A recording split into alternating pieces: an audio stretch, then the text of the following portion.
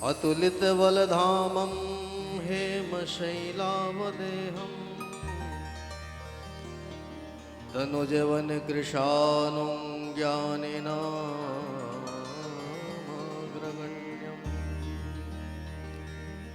सकलगुणनिधानं वानराणामधीशं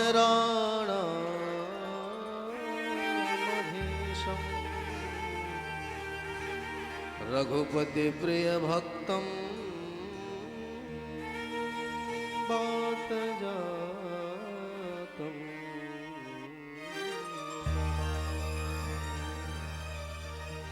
बोल भक्तवत्सल भगवान की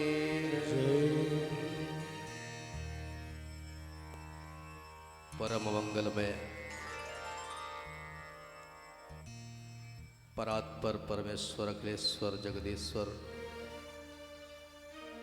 राशेश्वर भगवान लीला पुरुषोत्तम श्री कृष्णचंद्र जी के पावन लीलास्थली भूमि श्री धाम वृंदावन में श्री राधा रानी सरकार के गोद में बैठकर हम लोग परम आदरणीय सम्माननीय व्यास मंच पर विराजमान श्री शिवम शुक्ल जी महाराज, अरुण शुक्ल जी महाराज के पावन मुखारविंद से हम लोग कथा श्रवण कर रहे हैं। जिनकी सानिध्यता प्राप्त है, भगवान के भक्तों की अद्भुत महिमा है। जिनकी सानिध्यता प्राप्त हो, संत की सानिध्यता ही जीवन को सुलभ बना देती है। और वह भी श्रीधाम वृंदावन में। संत भी कई प्रकार के होते हैं, परंतु गोस्वामी जी ने संत का जो वर्णन किया तो संत हृदय नवनीत समाना, कहा कभी न पर कहे न जाना। तो संत का जो हृदय है सरल चित्त, संत हृदय सरल चित्त, और वह गुण जो प्रमुख है संतों का हमारे पूज्य महाराज श्री में विद्यमान है। सन्मुख विराजमान पूज्य महाराज श्री हमारे बहुत ही आत्मीय मित्र कहें, सखा कहें, जगत गुरु कहें। भगवान श्री कृष्ण के अर्जुन के कई संबंध थे, तो ऐसे ही हमारे परम आदरणीय महंत श्री 108 श्री शिवदत्त प्रबन्नाचार्य जी महाराज जी, आपके श्री चरणों में साष्टांग दंडवत प्रणाम करते हुए, ब्राह्मणों के भूषणों के चरणों में प्रणाम करते हुए बस यही निवेदन करना चाहते हैं कि समस्त शास्त्र और पुराणों का जो सार है केवल एक है, वो है जीव को भगवान का भजन करना। चाहे जितने भी हम शास्त्रों को पढ़ लें, शास्त्रों को सुन लें, परंतु उनका जो निचोड़ है तो समस्त संत महापुरुष व्यास जी आदि सब यही केवल अंत में निचोड़ बतलाते हैं कि मानव तन यदि हमने प्राप्त किया है तो ये विषय भोगों के लिए ये मानव तन प्राप्त नहीं हुआ, यह केवल भगवान का भजन करने के लिए मिला है।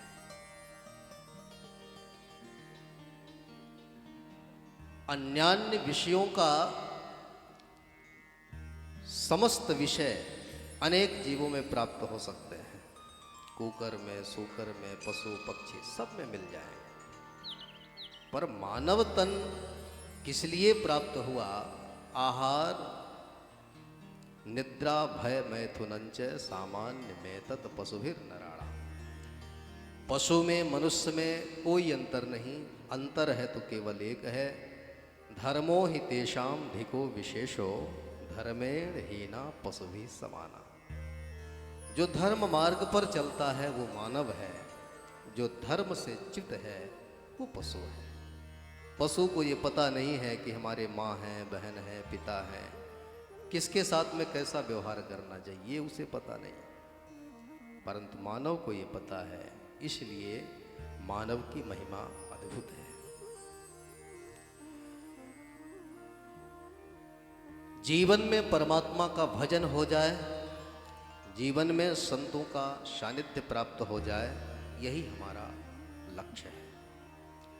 भजन करने के लिए आप ये सोचेंगे कि हम भजन करके डायरेक्ट भगवान को प्राप्त कर लें, तो कलिकाल में ये बड़ा असंभव है। इसीलिए साक्षात ठाकुर जी ही संत महापुरुषों के रूप में, आचार्य के रूप में इस धरती पर आते हैं कि डायरेक्ट हमसे नहीं मिल सकते, तो ऐसे महापुरुषों के यदि चरण सानिध्य मिल जाए तो ये वहाँ तक पहुँचा देने। जैसे LIC से यदि जुड़ना है तो पहले LIC के एजेंट के पास जाना पड़ता है। एजेंट का काम है LIC से संपर्क करा देना, फिर चैन से अपने घर में आराम से बैठ जाते हैं, उनका कमीशन आता रहता है। वैसे ही हमारे संत महापुरुष हैं, ये ठाकुर जी के सब एजेंट हैं। ये भटकते हुए प्राणियों को ठाकुर जी से जोड़ देते हैं, भजन के माध्यम से, कीर्तन के माध्यम से, तीर्थाटन के माध्यम से, अथवा भंडारे के माध्यम से। महात्मा लोग पकड़ पकड़ के लाते हैं, भाई एक वर्ष में आपके तरफ से एक भंडारा आश्रम में होना चाहिए।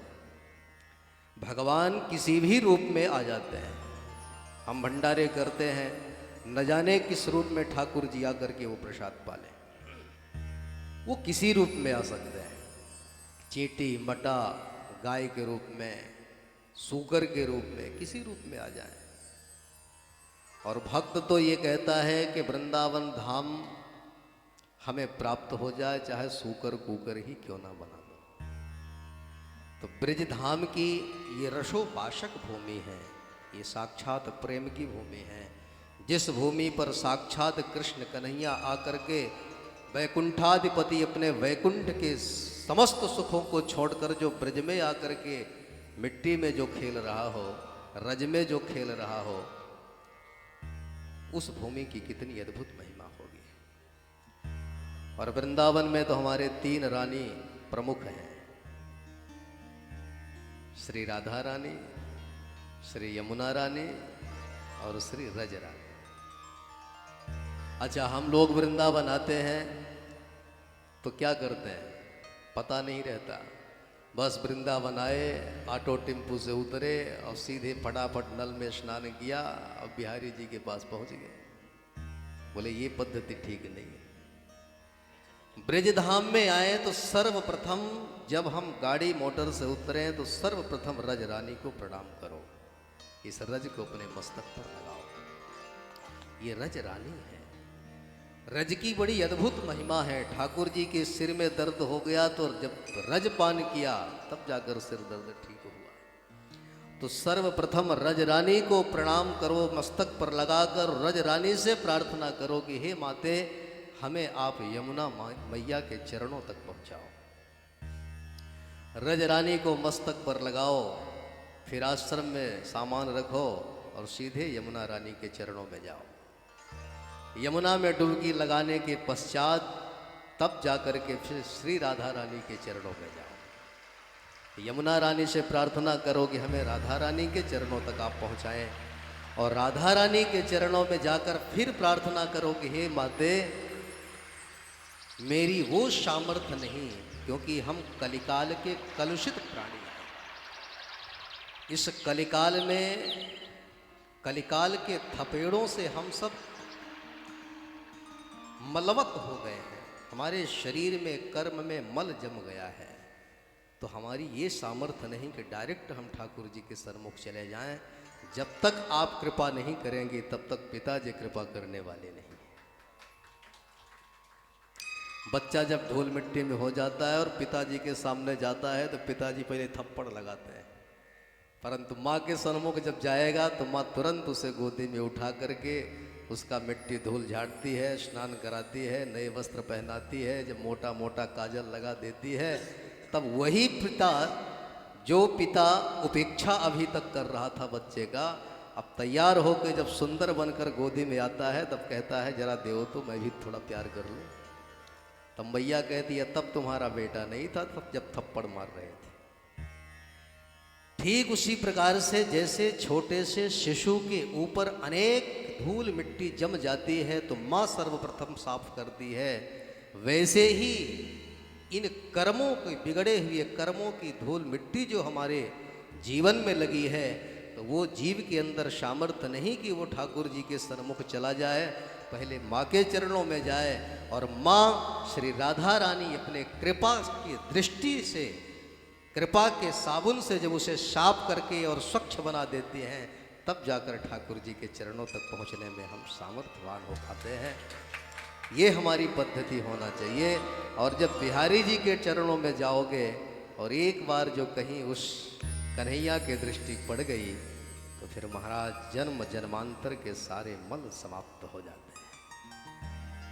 इसलिए ऐसी पवित्र पावन भूमि में पूज्य महाराज श्री के पावन सानिध्य में आप समस्त भक्तजन बड़े बहुत अत्यंत बड़भागी हैं कि ऐसे सुंदर हमारे अरुण कृष्ण शास्त्री जी के पावन मुखारविंद से आप लोग श्री धाम में कथा श्रवण कर रहे हैं। ये आपके पुण्य का परिचायक नहीं है, ये साक्षात भगवान की कृपा, अहेतु की कृपा का ये परिचायक है और संत कृपा का ये परिचायक है कि आपको ये सौभाग्य प्राप्त हो रहा है।